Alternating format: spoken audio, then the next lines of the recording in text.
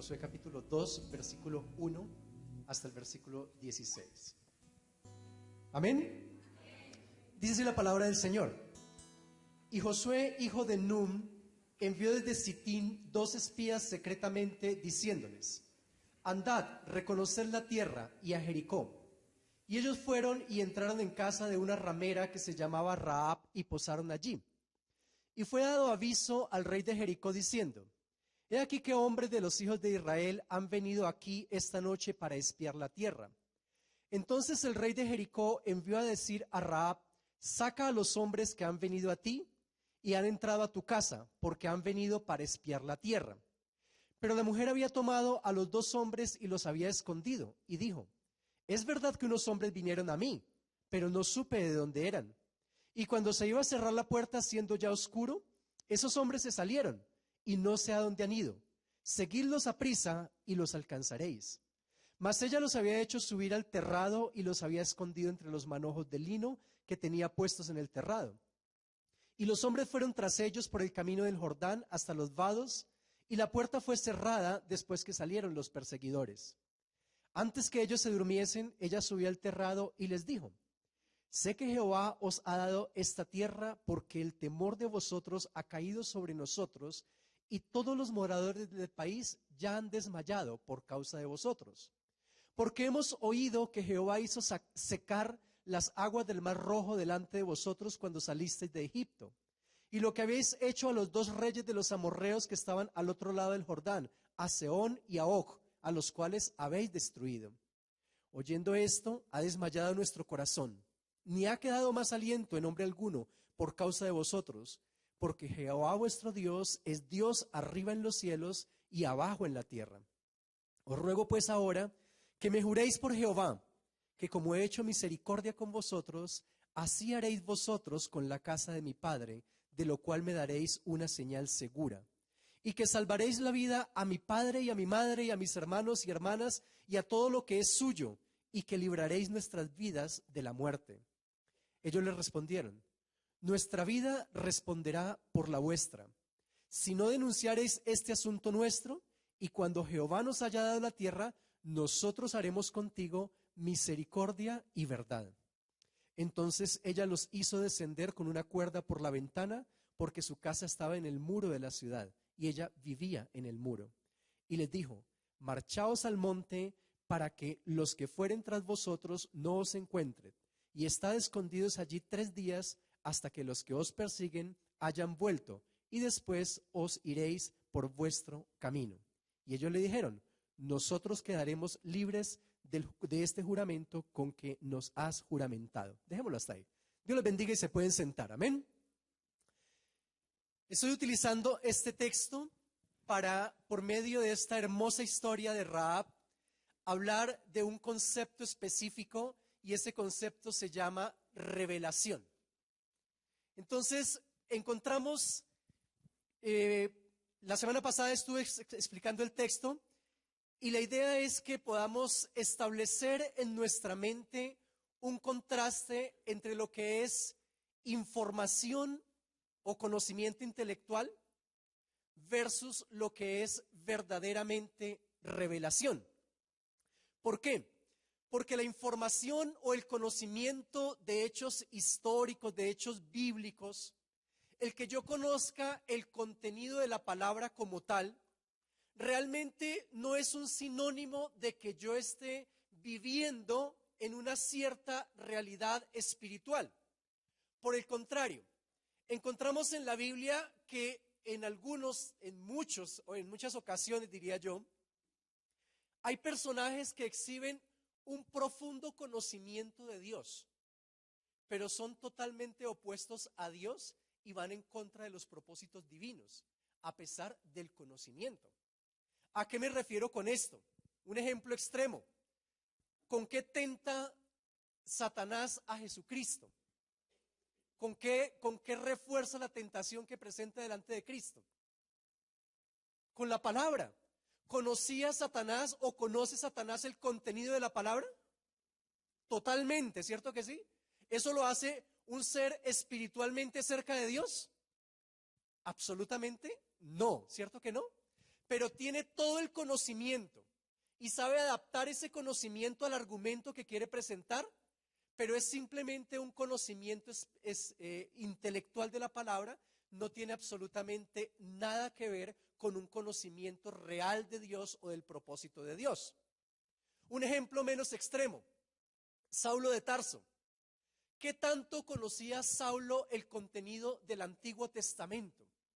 Poco, mucho, demasiado, ¿cierto que sí? Dice que él era un maestro de maestros. Dice que había sido formado a los pies de uno de los mejores maestros de la época. Recitaba el Antiguo Testamento. Era celoso frente al contenido de las leyes éticas y morales que tenía el Antiguo Testamento. Pero ¿tenía realmente un verdadero conocimiento de Dios? Absolutamente no. Y en el momento en que tiene que tomar una postura espiritual, termina siendo un enemigo de la cruz de Cristo. Entonces, tiene todo el conocimiento, pero es un conocimiento que es inútil porque no es un conocimiento acompañado realmente de revelación. Eso es lo que queremos contrastar en esta mañana. Desde la semana anterior lo estoy haciendo y lo vamos a reforzar en esta mañana. Que una cosa es lo que tú conoces intelectualmente y otra cosa es la palabra que ha sido revelada a tu vida. Aspectos importantes de la historia que estamos resaltando, solo para contextualizarlo. Estamos hablando de una mujer pagana, Rahab, una mujer que no conoce absolutamente nada de Dios ni de la historia divina. Estamos hablando de una mujer que aún va más allá y es una mujer que se dedica a la prostitución. Dice la Biblia que es una ramera, ¿sí? Se dedica a la prostitución, vive en una ciudad que no tiene un conocimiento de Dios y por el contrario, es una ciudad que está cerca a tener un juicio divino porque va a ser destruida, va a ser quemada y todos sus habitantes van a ser muertos a espada. Esa es la realidad en la cual vive Rahab, ¿cierto? Y en el momento en que ella entra en la escena bíblica, comenzamos a ver cómo Dios rompe con una serie de paradigmas o de principios que el mismo Dios establece. Y ya vamos a ver por qué lo hace. ¿A qué paradigmas me refiero? Por ejemplo, cuando Dios envía a sus discípulos a predicar, les dice, señores, cuando vayan a predicar, busquen una casa digna a donde ustedes puedan morar y posen allí y lo que les pongan delante, cómanselo, pero en primer lugar garanticen que es una casa digna. Y la pregunta que yo les hacía la semana pasada, ¿será que no había un lugar más digno en Jericó que un burdel? Porque lo que tenía Rahab era una microempresa, una empresa unipersonal, ¿cierto que sí? Porque tenía en su propia casa su propio negocio. Y allí fue donde llegaron los espías. ¿Qué piensa usted de eso? Eso es interesante, ¿cierto que sí? El Dios Santo, que está cumpliendo con un propósito salvífico para toda la humanidad, envía a sus dos siervos y les dice, vaya y quédense en la casa de la ramera. Eso es bien interesante, ¿cierto que sí? Se parece a otras historias donde, por ejemplo, cuando tiene que alimentar a un profeta, no le dice, mire, aquí le paso esta tarjeta Gold, hospédese en el Hilton y coma allá por 3 años mientras pasa esta sequía, ¿cierto que no? ¿Qué le dice? Vaya donde una viuda que está a punto de morirse de hambre y pídale el poquito de comida que tiene. Y si se lo da, la dejamos vivir y si no, que se muera. Duro, ¿cierto que sí? Pero Dios cumple propósitos con personas así. Y este es un ejemplo de una persona que entra dentro del propósito de Dios. Y cuando entra dentro del propósito de Dios, comienzan a romperse esquemas, comienzan a romperse paradigmas. Y esto es bien interesante. Entonces nos lleva a verdades espirituales muy profundas. La primera de ellas es esa que estoy hablando en este momento. No es mi pasado, no son mis errores, como tampoco son mis virtudes, lo que determina lo que será mi futuro, sino que por el contrario, es el propósito de Dios y el que yo haga parte de ese propósito de Dios, lo que determina lo que yo soy en este momento, en esta vida terrena, y lo que yo seré en la eternidad. Vuelvo y repito este concepto. Primero, no es ni mi pasado, no son mis errores, pero tampoco son mis virtudes, lo que yo pueda hacer como persona, lo positivo que pueda hacer. Lo que va a determinar quién soy yo delante de Dios, cuál va a ser mi presente y mi futuro en mi caminar por esta tierra, y cuál va a ser mi futuro en la eternidad. No lo determina lo que yo soy. ¿Qué lo determina? El hecho de que de alguna forma yo pueda entrar a ser parte del propósito que Dios tiene con la humanidad. Si yo no soy parte del propósito de Dios, pobre de mí, porque mi vida es un absoluto desperdicio. Simplemente voy a vivir para alcanzar algunos logros personales que no me van a servir de nada, ni siquiera para el presente en muchas ocasiones, muchísimo menos para la eternidad. Si lo que yo soy como persona no está impregnado de eternidad, estoy perdiendo mi vida. Vine a la tierra de paseo. En serio que sí. ¿Por qué estoy afirmando yo esto? Porque la palabra del Señor es muy clara en decir: bienaventurados todos aquellos que mueran en Jesús. Dice, sí, bienaventurados, dice el Espíritu, porque sus buenas obras seguirán con ellos. ¿Pero cuáles buenas obras? Las buenas obras que Dios planeó de antemano para que tú y yo anduviésemos en ellas. Cuando yo entiendo cuál es el propósito que Dios tiene conmigo, y cuando yo trabajo para poder articular mi vida, mi futuro, con ese propósito divino, mi vida comienza a tener propósito. Entonces, lo que tú eres, el lugar donde estudias, el lugar donde trabajas, las relaciones que estableces, se vuelven relaciones de propósito. ¿Por qué? Porque todas ellas están encajándose, articulándose para contribuir con el cumplimiento de un propósito que Dios tuvo contigo desde antes de la fundación del mundo, dice el libro de los Efesios. Entonces tu vida entra de la mano de Dios y esa vida comienza a tener un significado. Pero cuando no es así, pobre de ti y pobre de mí, somos los más dignos de lástima, porque estamos invirtiendo nuestra vida en algo que no tiene ningún sentido, siguiendo simplemente la corriente de este mundo. ¿Qué dice este mundo? Acá en Bogotá dice que tenemos que vivir del estrato 4 para arriba para tener alguna significación social.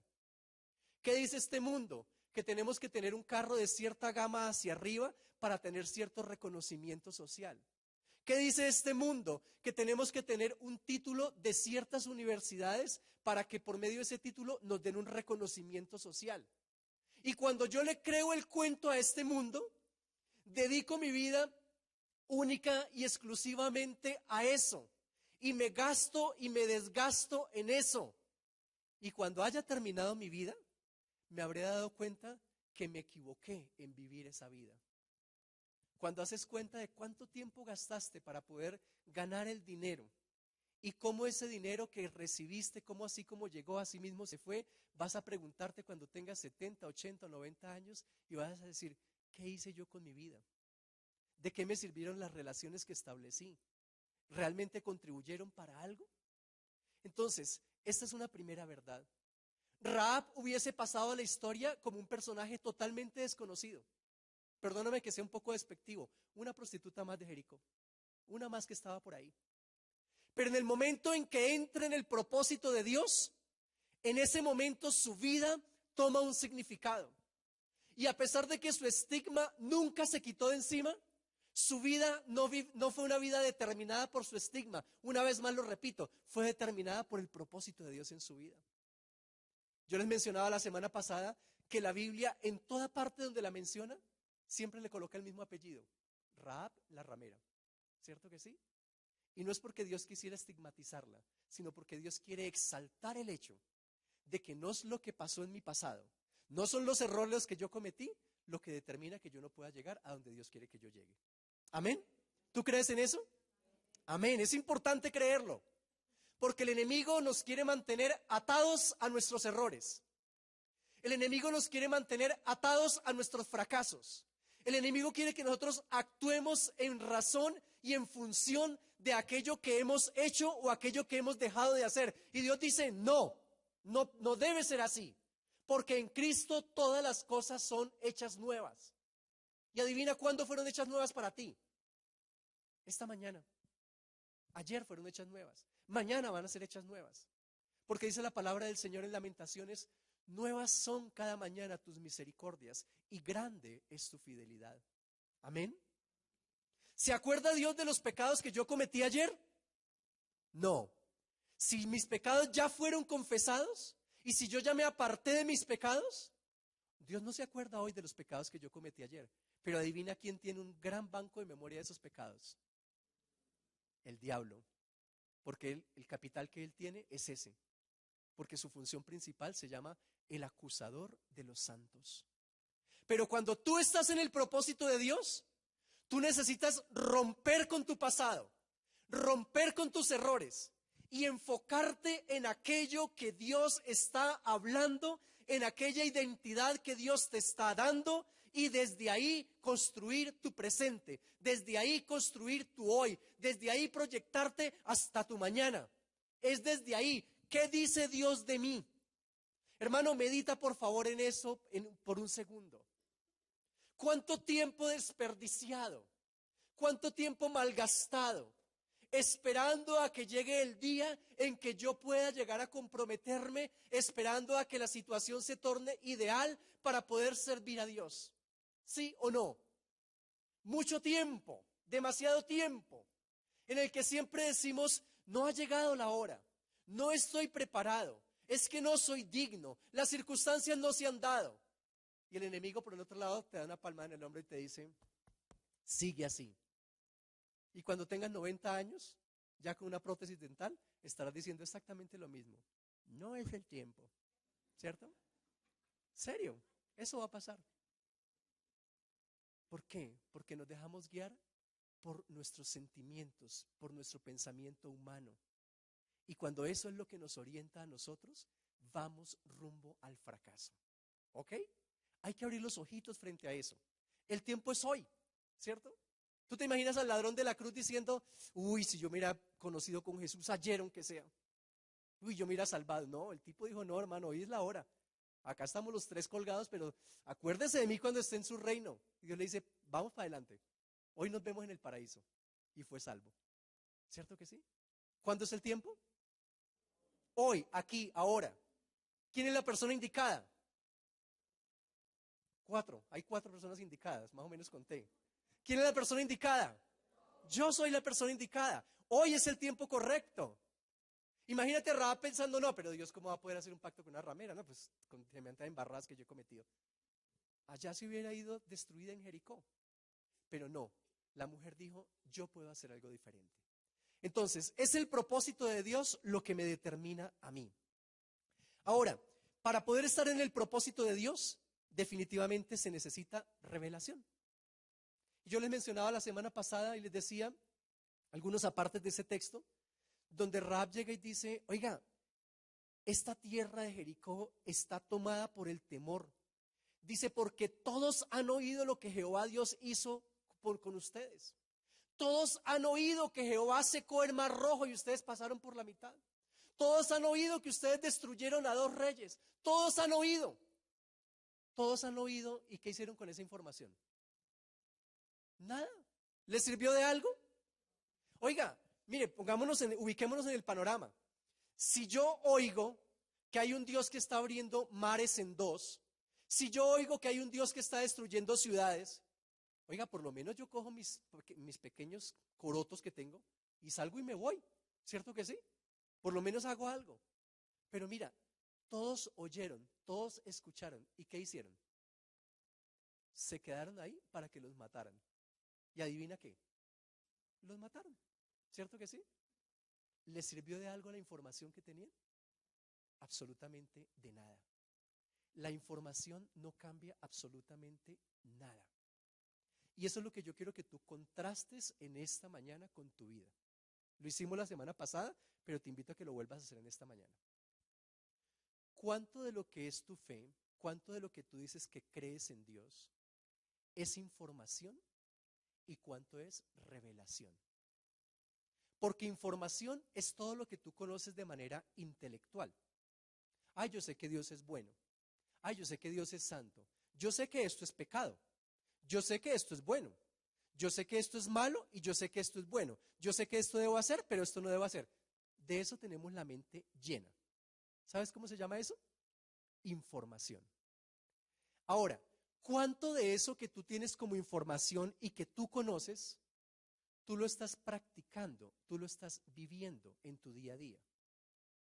Eso se llama revelación, ¿sí? Yo entiendo que Dios es santo. Y como entiendo que Dios es santo, entonces yo digo, ay, yo también me tengo que santificar. Y comienzo a caminar en una vida de santidad. Entonces yo tengo revelación respecto a lo que es el carácter de Dios y comienzo a encarnar ese carácter en mi vida y eso es una palabra revelada para mí. Ese ya es un conocimiento íntimo, es revelación de parte de Dios. Pero cuando yo digo, ay, yo sé que Dios es santo, voy a ir a prostituirme un ratico. Yo tengo información. Ay, Dios es tan santo que me va a pegar una borrachera. Ay, Dios es tan santo que no le va a pagar la deuda que tengo con mi vecino. Ay, Dios es tan santo que le va a pegar a mi mujer, ¿cierto? O le va a ser infiel a mi esposo, lo que sea. Cuando yo soy así, lo único que yo tengo en mi cabeza es un conocimiento hueco, vacío, que no sirve absolutamente de nada. Y yo se los decía a ustedes la semana pasada. Los escribas y fariseos de la época de Jesús, del judaísmo, los grandes rabinos que encontró Jesús en esta tierra, eran personas que recitaban los textos de la palabra de Dios. Recitaban a los profetas, transcribían los pergaminos sin equivocarse en una letra, en nada. Y lo hacían de memoria, profundos conocedores de todo el contenido de la palabra. Pero ¿cuánto de eso vivían ellos? Nada. Cuando veían a Jesucristo resucitando a Lázaro, se reunían esos grandes eruditos y maestros y decían, ¿viste el milagro que hizo el Nazareno? Sí. ¿Qué piensas? Matémoslo. Hay que matarlo porque si no va a dividir la religión. Y a Jesucristo lo mataron para evitar un cisma dentro de la religión judía. Ellos dijeron, nuestro conocimiento nos indica que es bueno matarlo. Ah, ok, acordaron el otro. ¡Ah, qué bien! Yo también pensé lo mismo. ¡Ay! Estamos en el mismo sentir, ¿cierto? Matémoslo. Y lo mataron. Cuando veían a Jesucristo echando fuera demonios, llegaban los eruditos y se preguntaban, ¿qué piensas tú de lo que está haciendo?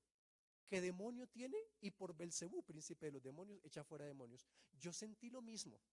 Yo sentí exactamente lo mismo. ¿Qué hacemos? Matémoslo, ¿cierto? Y su conocimiento les indicó que la mejor decisión era llevar a Cristo a la cruz.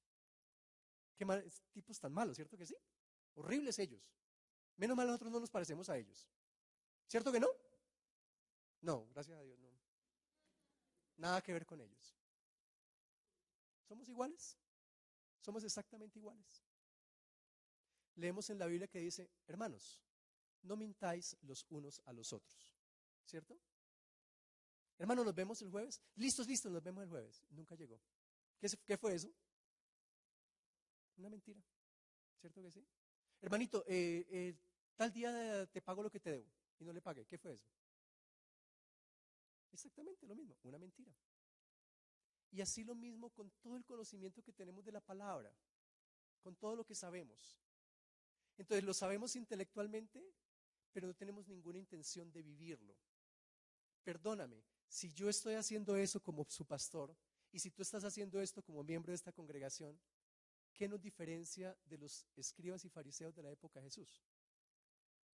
La ropa, porque de resto todo es igual, que hoy no tenemos túnicas sino pantalones, pero el resto igual, somos la misma persona. Hagámonos conscientes de eso, para llevar en serio nuestro cristianismo, para no seguir teniendo un cristianismo de papel que es inútil, que simplemente lo que hace es que cada domingo que tú vienes te cauteriza más la conciencia, porque entre más escuchas y menos obedeces, la conciencia va perdiendo la capacidad de reaccionar. Entonces, para que eso no suceda, confrontémonos hoy con la palabra. Lo que yo tengo como evangelio es un verdadero cristianismo, es una verdadera relación con Dios, o es una religiosidad hueca.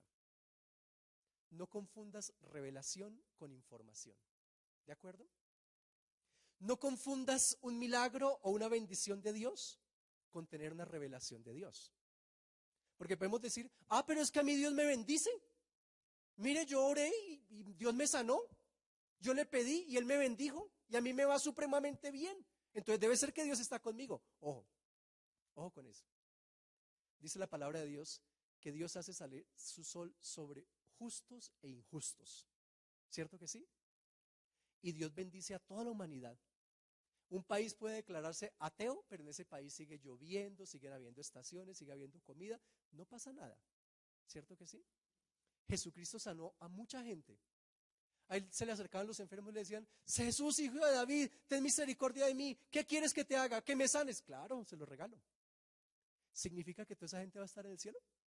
No, claro que no. Un ejemplo clásico de eso son los 10 leprosos. Los leprosos van, ay, por favor, sánenos. Listo, los voy a sanar. Y los sanó. ¿Cuántos de los 10 fueron salvos? Uno. Uno tuvo revelación de quién era el Cristo, el Mesías, y 9 tuvieron un milagro de parte de Dios. ¿Cierto? Pero uno solo tuvo revelación.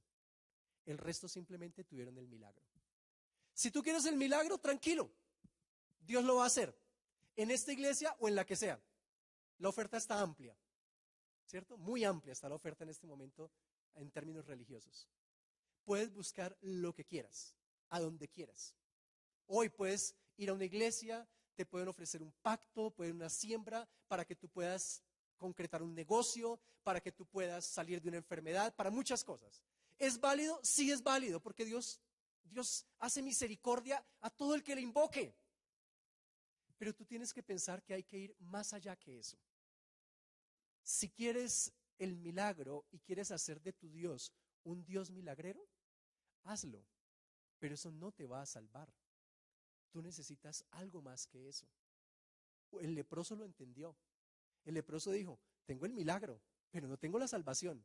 Yo quiero la salvación. Y a pesar de que estaba limpio, se devolvió y le dijo, mire, yo quiero estar con usted. Le dijo, ok, entonces sé salvo. A los demás simplemente dijo, sean sanos. Pero a este le dijo, sé salvo. ¿Qué más hace la revelación? Lo que les decía yo, toda la nación de Jericó tenía la información. Decían, ay, hay un Dios, están matando gente, abrió el mar. Todos tenían la información. Pero esta mujer tuvo revelación, ¿cierto? Porque una mujer ignorante, una mujer que jamás, me imagino, había tenido en sus manos nada que tuviera que ver con el Dios verdadero. Esta mujer hace unas declaraciones de fe increíbles, ¿cierto? Yo se las leí la semana pasada en el versículo 11 y diciendo, oyendo esto han desmayado nuestro corazón, ni ha quedado más aliento en hombre alguno por causa de vosotros, porque Jehová vuestro Dios es Dios arriba en los cielos y abajo en la tierra. ¿Te imaginas? Qué declaración tan poderosa de una persona que no conocía nada de Dios. Yo me pregunto y digo, ¿de dónde sacó esa información? Pero más que esa información, ¿de dónde sacó esa convicción tan profunda? ¿De dónde? Tuvo que haber una intervención divina. Tuvo que haber sucedido algo en la vida de Rahab para que ella pudiera llegar a un punto de su vida espiritual donde dijera, Jehová su Dios es Dios de dioses, arriba en los cielos y abajo en la tierra. La verdadera revelación engendra una fe auténtica. Cuando en el Nuevo Testamento se habla de Rahab, ¿sabes cómo se habla de ella? Se habla como de una mujer de fe. Y está incluida en los héroes de la fe. Allá en Hebreos capítulo 11, cuando quieras lo buscas. Pero cuando en Hebreos capítulo 11 se habla de Rahab, se dice, por la fe, y repite exactamente como lo estoy diciendo, por la fe, Rahab la ramera no pereció juntamente con los desobedientes, habiendo recibido a los espías en paz. Por la fe, Rahab la ramera no pereció juntamente con los desobedientes. La revelación trae un resultado en nuestras vidas y ese resultado se llama fe auténtica, una fe verdadera. totalmente diferente de la fe del religioso. El religioso asiente con su mente y con su cabeza ante las verdades espirituales. ¿Cuántos dicen que Cristo vive? Amén, dice el religioso entre dormido y despierto. ¿Cuántos creen que Él sana? Amén. ¿Cuántos creen que Él salva? ¿Cuántos creen que tenemos que consagrar nuestra vida a Él? El religioso repite todo eso como una declaración intelectual, pero su vida es una vida hueca, es una vida muerta. Cuando tú vas y miras la vida de ese religioso, es una vida que no tiene contenido, no tiene nada que respalde lo que él está diciendo con sus labios. Es una persona que exhibe una miseria espiritual terrible, una pobreza relacional, una cantidad de características enfermizas, a pesar de que tenga declaraciones verbales que parezcan que esa persona fuera una persona verdaderamente cristiana. Pero no tiene nada de eso. Pero la fe verdadera, la revelación engendra una fe verdadera, una fe auténtica. Y una palabra que me llamó la atención de ese texto de Hebreos es que dice que no pereció juntamente con los desobedientes. Y si ella no pereció juntamente con los desobedientes, entonces, ¿en qué se tornó Rahab? ¿En una persona obediente? Interesante, ¿cierto que sí? Rahab se volvió una persona obediente. Y cuando miramos los héroes de la fe de Hebreos 11, no encontramos a personas que exhiban grandes hechos. ¿Sí? Lógicamente que hay milagros muy grandes que fueron hechos por manos de ellos. Pero normalmente lo que encontramos son personas obedientes. Los héroes de la fe son personas obedientes. Lejos de lo que se nos ha vendido en el medio publicitario cristiano evangélico, que la fe, la evidencia de la fe, es el carro que yo uso, el apartamento donde yo vivo, la marca de la ropa que yo tengo, ese tipo de cosas, la cantidad de plata que está en mi cuenta corriente. El evangelio moderno nos mide nuestra fe de acuerdo a esos logros, ¿cierto? Entonces vamos a ver un varón de fe. ¿En qué carro está usted andando, pastor o hermano? No, yo tengo un BMW modelo 2016. ¿Este varón? Siento algo positivo en este varón. ¿Dónde vives? Yo vivo de la 100 para arriba y de la séptima para arriba. Uy, hermano, ya estoy sintiendo convicción. Aquí hay algo de Dios. ¿Cierto que sí? Cuando el miserable puede ser un lavador de dólares, puede ser cualquier cosa. Pero la religión moderna mide la fe así. ¿Por cuántos logros yo puedo tener? Mis hermanos, y tú y yo, es muy fácil que tú y yo nos engañemos frente a eso. Yo creo que yo estoy bien porque a mí Dios me está bendiciendo. Ojo, ojo con eso.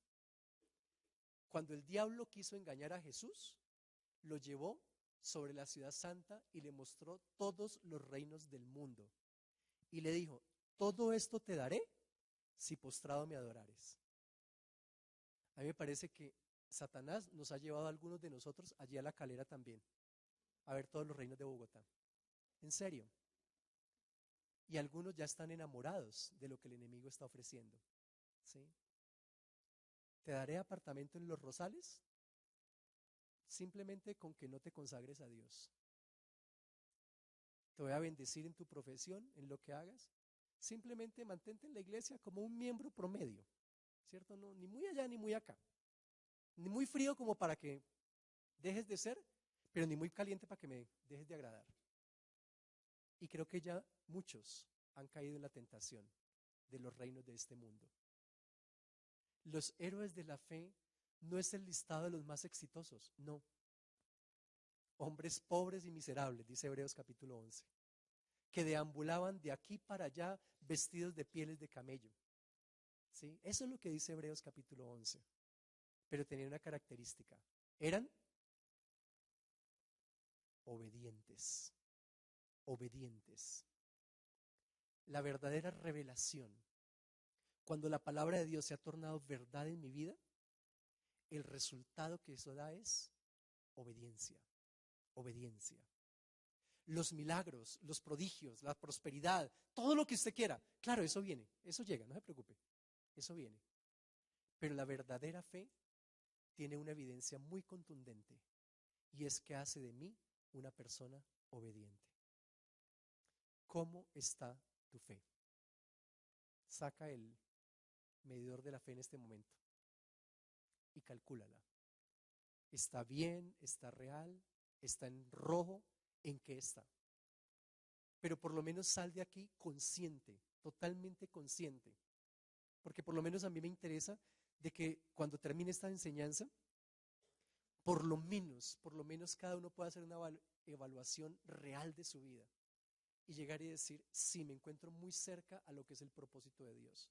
O por el contrario, estoy muy lejos, creo que he perdido mi tiempo y tomo una decisión. Cambio mi vida, vuelvo a la iglesia católica, voy para la mormona, lo que yo quiera, pero tomo una decisión. ¿Vamos bien hasta ahí? Muy bien. Otra cosa interesante, y con eso vamos a terminar por hoy este texto, que hace la verdadera revelación junto con la fe, es que fe y revelación me llevan a mí a tornarme una persona de pacto, una persona que está en una relación de pacto con Dios. ¿Por qué digo yo esto? Porque mira el versículo 12, lo que dice esta mujer después de hacer su declaración de fe. El versículo 12 dice, os ruego pues ahora que me juréis por Jehová, que como he hecho misericordia con vosotros, así la haréis vosotros con la casa de mi padre, de la cual me daréis una señal segura. Y que salvaréis la vida a mi padre y a mi madre, y a mis hermanos y hermanas, y a todo lo que es suyo, y que libraréis nuestras vidas de la muerte. Y ellos le respondieron, nuestra vida responderá por la vuestra. Dos hombres del pueblo de Dios pactan con una prostituta y le dicen, con nuestra vida pagaremos si incumplimos este pacto. Una mujer que no tenía nada, una mujer que estaba en una ciudad condenada a la destrucción, en un momento se torna una mujer de pacto. ¿Qué es un pacto? Básicamente un pacto es un acuerdo legal entre dos partes. Y Dios es un Dios de pactos. Continuamente está haciendo acuerdos legales con los hombres. Los hace en una gran escala, en el sentido de que por medio de esos pactos cobija a la humanidad con ciertos espacios, con ciertas cosas como la gracia. La muerte de Cristo fue un pacto entre Dios y los hombres. Desde la muerte de Cristo hasta la segunda venida de Cristo se inaugura el tiempo de la gracia. Y es un pacto que Dios tiene con los hombres, es un acuerdo legal. Y en este momento nosotros somos pueblo de Dios y nos encontramos bajo ese pacto, bajo ese acuerdo legal. Pero lo que me parece interesante y que quiero resaltar en esta tarde, no, mañana todavía, es el hecho de que tú y yo también podemos tener un pacto personal con Dios. Es que tú y yo también podemos tener un acuerdo legal con Dios. Tú y yo lo podemos tener. Esta mujer llegó y dijo, yo conozco quién es Dios. De alguna forma el Espíritu le reveló y Rahab dijo, yo sé quién es Dios y yo quiero confiar en Él. Yo quiero encomendar mi vida, la de mi familia, la de mis hermanos, todo lo que ellos son, todo lo que ellos tienen. Yo quiero que todo esto quede cobijado bajo un acuerdo que yo quiero hacer con ese Dios que ni siquiera conozco. Y dijo, yo quiero que ustedes me juren, ¿cierto? Yo quiero que me juren por Jehová, de que ustedes no me van a matar a mí ni a mi familia.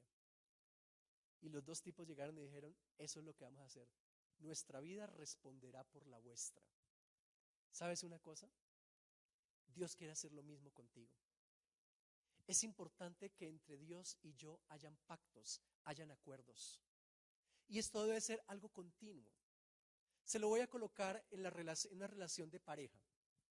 Una relación de pareja hace un pacto cuando se casan, cuando van delante del sacerdote, del pastor, del notario, y llegan y se casan, están haciendo un acuerdo legal.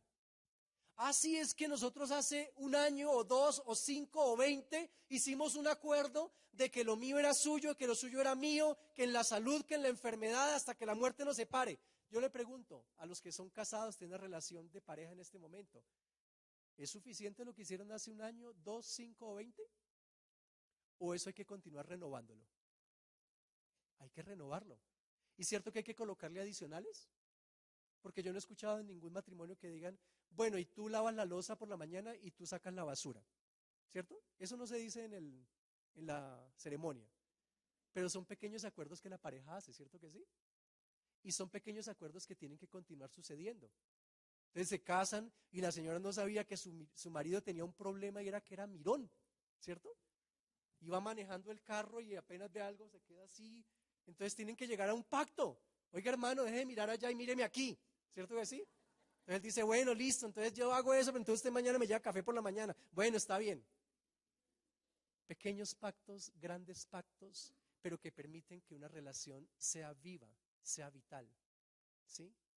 Cuando hay un problema en una pareja, en una relación cualquiera, uno de los dos llega y dice, yo le acepto lo que me está diciendo, pero nunca me vuelva a hablar en ese tono de voz.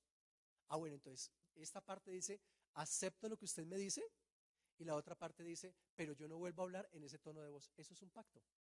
Vuelvo y repito, desde las cosas más simples hasta cosas muy complejas. Pero esos pactos traen riqueza, traen unidad, traen bendición. Usted ven parejas que son bendecidas y son parejas que han sabido hacer pactos y acuerdos sanos, sabios. ¿Sí? Hablemos de algo más serio. Hay un matrimonio y allá dijeron que en la salud y en la pobreza, pero cuando llega la primera quincena, entonces lo mío es mío y lo suyo es suyo y mira a ver qué va a hacer. ¿Cierto que sí? Eso también es un pacto. Están pactando su miseria, están pactando su pobreza. ¿Cierto que sí? Hay un libro que se llama Los 10 mandamientos de un millonario. Está en inglés. Solamente no leí el libro, escuché el comentario. Y escuchaba que me parecía muy interesante que uno de los principios que tienen los millonarios decía, siempre busque una pareja para sus negocios. Siempre busque una pareja, no lo haga solo.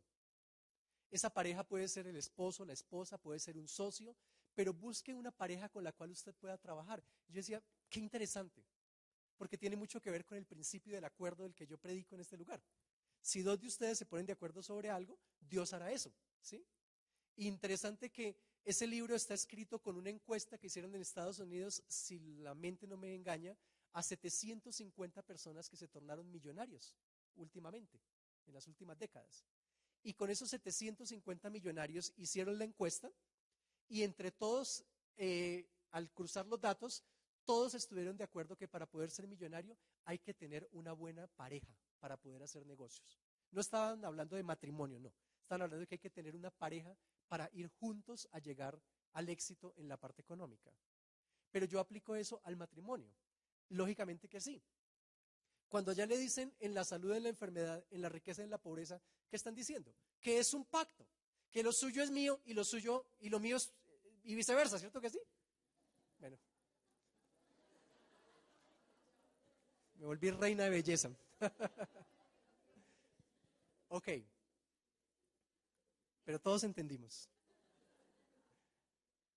Pero mira, nosotros somos tan eruditos que la Biblia dice eso y nosotros nos comprometemos a eso, pero somos tan eruditos que ahorita existe algo que se llama las capitulaciones. Entonces nos vamos a casar, yo te amo, esto es para toda la vida, fírmame aquí. Lo mío es mío y lo suyo es suyo, ¿cierto? Y si ustedes descuidan, lo mío es mío y lo suyo también va a ser mío. Eso es lo que nosotros hacemos, ¿cierto? Hay pactos buenos y hay pactos malos, ¿cierto? Hay pactos que unen y hay pactos que destruyen. Hay relaciones que son relaciones para bendición y hay relaciones que son para maldición. Pero la vida está llena de pactos. La vida está llena de acuerdos, buenos y malos, ¿sí? Pero la vida sigue así. Con los ejemplos que estaba colocando, lo único que quería decirles es, en la vida todo funciona así. Nada se hace sin acuerdos, nada se hace sin pactos. Para lo que sea, para pintar esta pared hay que hacer un acuerdo. Hermano, ¿en cuánto me pinta la pared? ¿Cuánta pintura necesita? ¿Cuánto tiempo va? ¿En cuánto tiempo lo va a hacer? No me va a manchar la alfombra, tiene que hacer esto. Es un pequeño acuerdo para pintar una simple pared, pero de esa manera vamos construyendo nuestras vidas por medio de acuerdos. Y lo que quiero decir es, en la parte espiritual es exactamente igual. En la parte espiritual hay un montón de acuerdos que tenemos que hacer con Dios. No es que un día yo dije, ay, sí, yo creo en Cristo como mi Salvador y después seguí viviendo como si Cristo no existiera. Eso no sirve. Tiene que haber una renovación continua de la relación. ¿A qué me comprometo yo hoy con Dios? ¿A qué se compromete Dios hoy conmigo? Y eso tiene que ser un continuo en la vida. No podemos vivir una relación suelta. No podemos vivir una relación al azar. Mi destino, mi futuro, mis decisiones dependen de lo que yo quiera, dependen de mis circunstancias, dependen de mis emociones. No, no puede ser así. Necesitamos tener relaciones de pacto con Dios. Necesitamos tener compromisos claros con Dios. Necesitamos saber para dónde vamos y que Dios sepa con qué cuento yo de ti, para también Él saber qué puedo yo aportar a tu vida. Porque yo puedo hacer con Dios lo mismo que hago con mi pareja. Yo le digo a Dios, Dios, lo mío es mío y lo suyo, mira a ver qué hace con lo suyo. O lo suyo, sí intente dármelo. Y Dios dice, no, yo respeto eso. Si lo suyo es suyo, tranquilo, no pasa absolutamente nada. Yo no me meto en eso. O cuénteme cuál fue el primero que Dios le sacó plata del bolsillo y la trajo a una iglesia o la dio en limosna o lo que sea. ¿Cierto que no? Si usted le dice a Dios, es que lo mío es mío, Dios dice, fresco. Yo me doy mañas de cualquier manera de hacerlo, ¿cierto? No, no, no es obligatorio. Es que mi tiempo es mío. Ah, bueno, administre su tiempo como sea. Es que mi cuerpo es mío y yo hago conmigo lo que yo quiera. Dios dice, tranquilo, yo le regalé ese cuerpo, hágalo con él lo que usted quiera. ¿Sí? O alguien Dios le obligó, le dijo, no, no se me pone una expansión acá o no. ¿Cierto que no? Haga lo que quiera, haga lo que quiera. Pero cuando tú abres un espacio para Dios y le dices, mira Dios, de aquí en adelante lo mío es tuyo, pero yo también quiero que lo tuyo sea mío. Dios dice, bueno, hablemos de qué se trata. ¿Qué es lo que está buscando usted? ¿Qué es lo que usted quiere? Dios, de aquí en adelante mi tiempo también es tuyo. Ah, bueno, interesante. Dios dice, bueno, ¿con cuánto cuento? No, pues al día vamos a hacer esto, a la semana, al mes, al año. Dios dice, ah, interesante. Dios, es que mi familia también es tuya. ¿En serio? Sí. O sea que si quiero mandar a uno de tus hijos a que predique a Arabia o a la zona del Medio Oriente, donde sea, ¿tú lo vas a mandar? Tú dices, sí, sí, sí, con gusto. Ah, bueno. Entonces entramos en relaciones de pacto, ¿sí? Porque entonces las cosas de Dios comienzan a ser mis cosas y mis cosas comienzan a ser las cosas del Señor y se establecen relaciones de pacto, ¿cierto? Rahab no pactó solamente por ella. Eso me parece muy interesante, muy, muy interesante. Ella dice, mire, yo quiero que mi papá, yo quiero que mi mamá, yo quiero que mis hermanos, yo quiero que lo poquito que ellos han ganado, todo, todo, todo, ustedes lo salven. Hermano, ¿será que nosotros hubiéramos hecho lo mismo? ¿O qué hubiéramos hecho nosotros? Ay, sálveme a mí. Mi mamá ya está viejita, igual si se la lleva, pues, ¿cierto? Pero sálveme a mí, por favor. Oye, un corazón abierto, generoso, bonito, ¿sí? Yo quiero que la salvación sea para mí, para mi familia. Y lo hermoso de esto es que esta mujer, una mujer estigmatizada, destinada a la muerte, a la destrucción, todos sabemos la historia ya. Es una mujer que más adelante Dios le incluye en la genealogía de quien sería el Cristo, el Salvador del mundo, de Jesucristo. Y usted encuentra en los evangelios, Rahab, esposa de Boz, si no estoy mal, y de ahí, de esa genealogía, adivina quién nace. Cristo Jesús, el Mesías, el Salvador del mundo. Una persona que es incluida en el propósito de Dios, cuando no tenía propósito en su vida, porque recibió conocimiento, recibió revelación. Esa revelación produjo fe, esa fe la llevó a un pacto y ese pacto la llevó a tener un propósito eterno. Santiago menciona a Rahab como un ejemplo. Santiago llega y dice, oiga, ¿Rahab fue salva solamente por la fe o también le puso obras a su fe? Y el apóstol Santiago eh, ejemplifica lo que es una verdadera fe en una mujer que un día fue prostituta. Y Hebreos, como lo acabamos de leer, llega y dice, Rahab la ramera, mujer de fe, no fue destruida con los desobedientes porque le creyó a Dios. Amén. Bien interesante para que tú lo mires en tu vida y yo lo mire en la mía. Hay que mirarlo con detenimiento en este momento.